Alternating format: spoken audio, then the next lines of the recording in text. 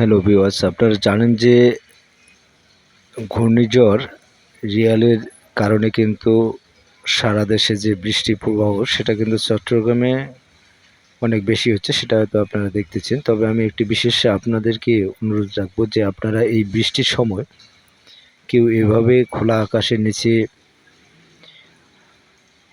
স্নান করবেন না, কারণ এই সময় অনেক বজ্রপাতের আশঙ্কা থাকে। তা আপনারা অবশ্যই এই জিনিসগুলো নিয়ে অবশ্যই সতর্কতা অবলম্বন করবেন। সেটা হয়তো যে কোনো মিডিয়াতে কিন্তু বলা হয়ে থাকে, সেই বিষয়গুলো আপনারা অবশ্যই খেয়াল করবেন। তবে আরেকটা বিষয় আপনাদেরকে জানিয়ে রাখি যে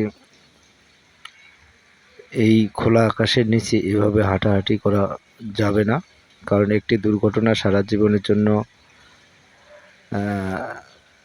দুঃখের কারণ হয়ে দাঁড়ায়।